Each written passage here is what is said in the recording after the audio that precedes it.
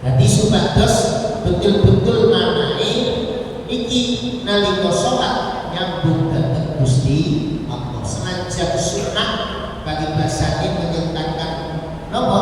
Menyertakan jumlah tangan, menyertakan menghadap kiblat, lajeng menyatakan jadi imam atau makmum, menyatakan karena Allah Ta'ala ini senajak sunah, maka ketika niat harus dibaca semuanya supados niate betul-betul sempurna.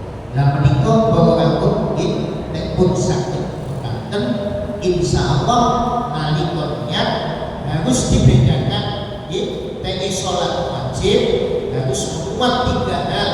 Siji qasdul fi'li, lajeng kemudian takyid, lajeng fardhiyah.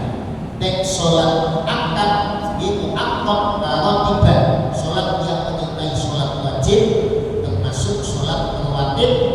Ini ketika niat hanya 2 yang harus kita sertakan. Satu qasdul fi'li, lajeng sing nomor kali kedah takyid.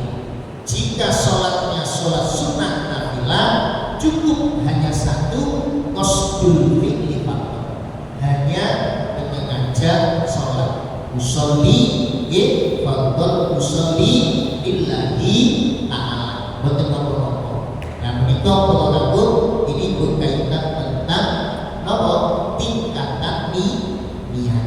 Bila supados sampun mengertos aja sampai gak ada sifat was-was lamun panjenengan was-was ini ati piye sampun gak dihilangkan niku minangka penggodane setan wis niat nyambung ati dhateng Allah persiapan sebelum sholat sudah kita lakukan insyaallah nalika sholat fokus ingatan kita hanya kepada Allah, hanya untuk Allah, hanya semata-mata lillahi ta'ala. Ini babakan niat.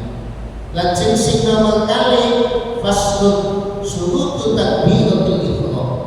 Syarat kula panjenengan takbiratul ihram nalika ngangkat tangan niki wonten 16. Niki wonten kitab Sahihah. Jadi syarat takbiratul ihram niku wonten 16. Siji antakona halatal qiyam, antakona yento tumibo, antakona yento suci iku tumibo apa takbiratul ihram halatal qiyam ing dalem nalika ngadeg fil fardhi ing dalem salat fardhu. Wa antakuna bil arabiyah. Siji nalika panjenengan takbiratul ihram siji diucapkan ketika berdiri dalam sholat fardhu. Nanti nalika ngadeg lajeng Allahu Akbar. Minta saniat harus disertakan dalam hati Allahu Akbar. Nah niki nalika takbiratul ihram posisi sudah berdiri. Lajeng mengenai masalah takbiratul ihram niki ada 3 cara. Wonten keterangan itu cara pertama inggih menika mengangkat tangan sejajar dengan 2 daun telinga. Jadi pas ada, nggak perlu ditempel.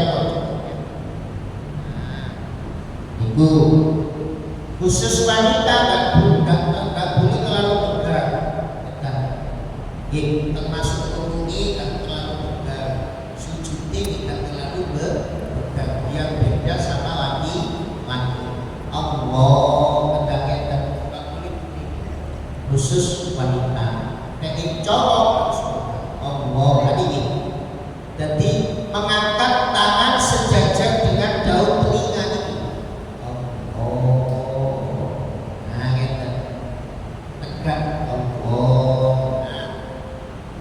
Niki berdasarkan hadis An-Malik ibn Huwairis anna Rasulullah sallallahu alaihi wasallam kana idza kabbara rafa'a yadayhi hatta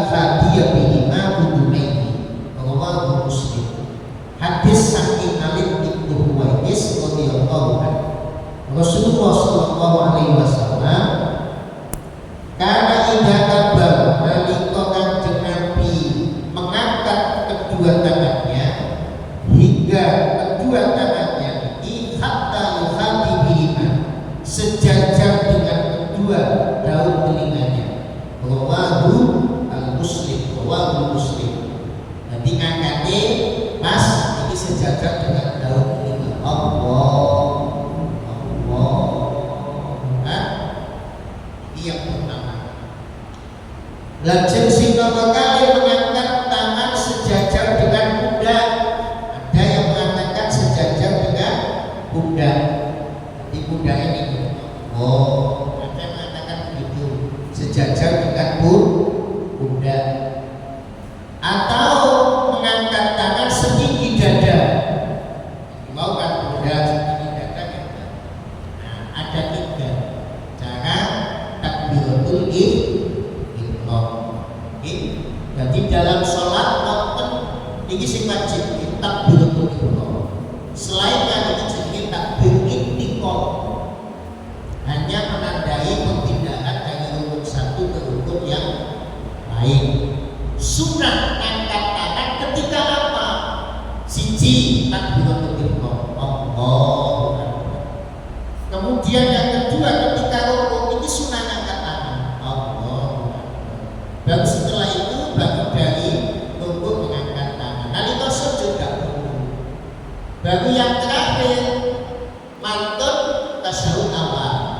Kalau mari sholat maghrib, sampeyan tasyahud awal. Lajeng kali yang ketiga sunnah mengangkat tangan. Berarti gak kabeh angkat. Nalika takbiratul ihram, nalika badhe rukuk, Allahu Akbar, bangun dari rukuk, lajeng ketika sujud tidak perlu.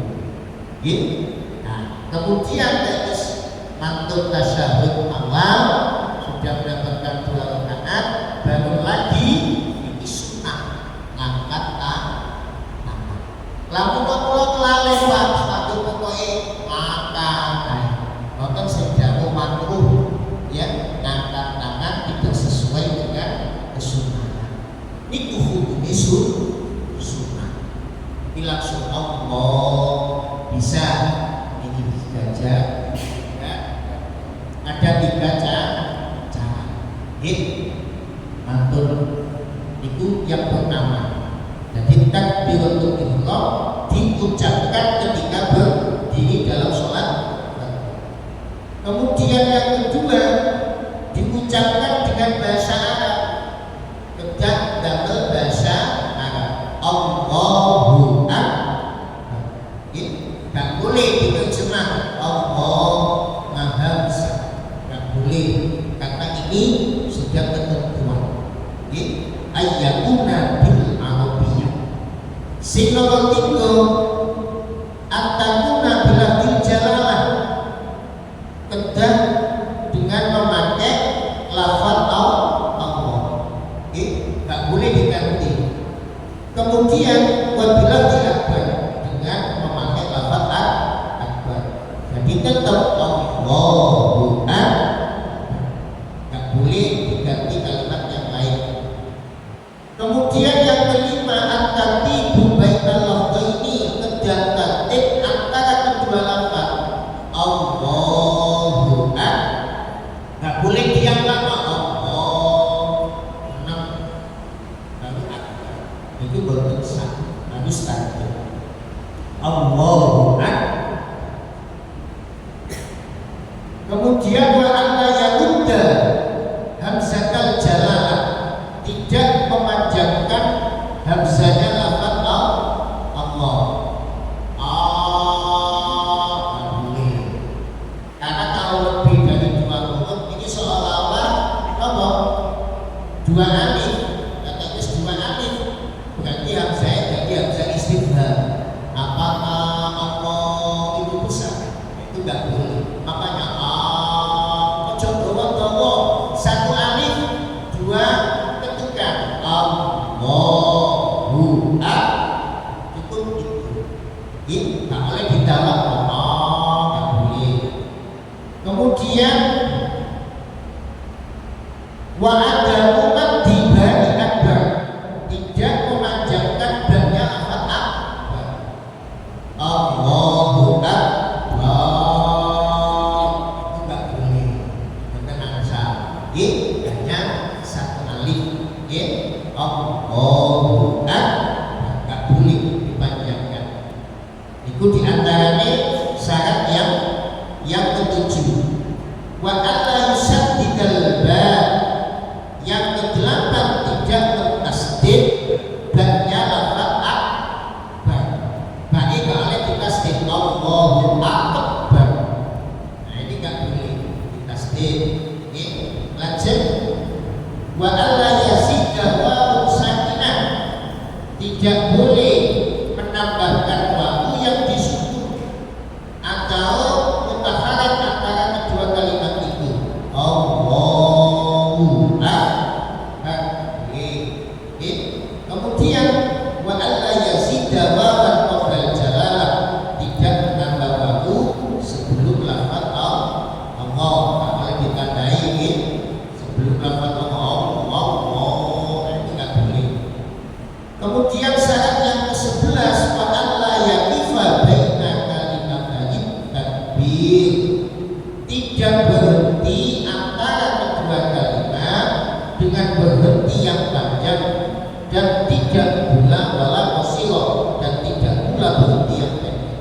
Jadi kedatangan Allahu akbar, enggak boleh berhenti lama Allahu wajah baru akbar, atau pendek, nggak boleh langsung berurutan.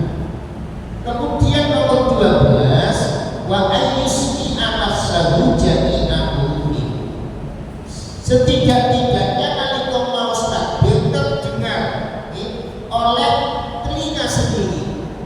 Jangan hanya dia melafatkan seolah-olah telinga itu terdengar.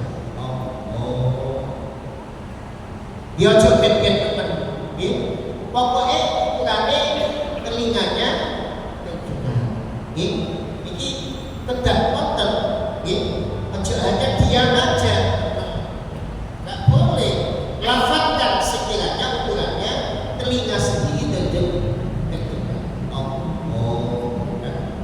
Mau sebaik kita konten, ojo hanya diam terus gak ada lafaznya. Minimal dilafazkan ukurannya telinganya sendiri terdengar. Masuk maus pakai ini kita mau coba ini konten nggak boleh. Jadi setidak-tidaknya wa ayyusmi amasahu jami'ahu biha, terdengar darinya semua huruf takbiratul ihram, kecuali jika dia tuli. Nah kayak tuli ya kan tidak terdengar dengan penyakit khusus normal untuk dilafazkan Allah, setidak-tidaknya telinganya terdengar sendiri. Nah ini kita masuk di antara ini. Lanjut syarat yang ke-13 wa dukhul waqti fil mu'aqqab wa iqamuha halal istibdal. Nalika mau takbir sudah masuk waktu mengenai sholat yang berwaktu.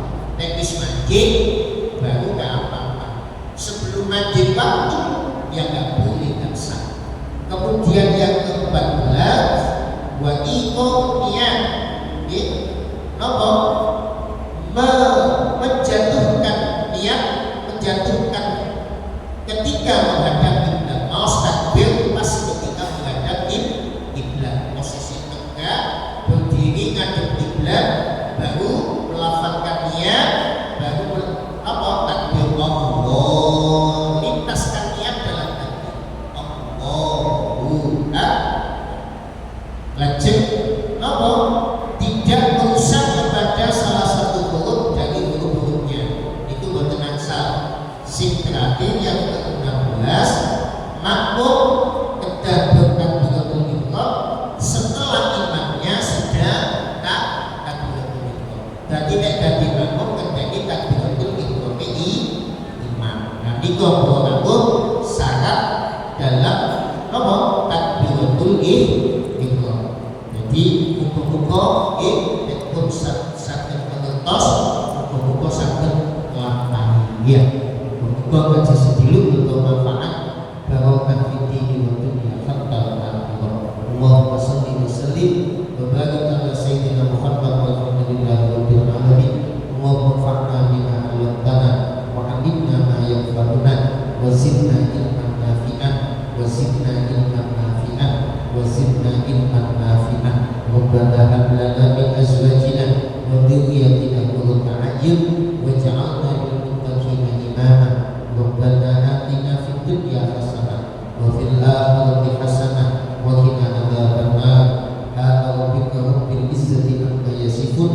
wasallam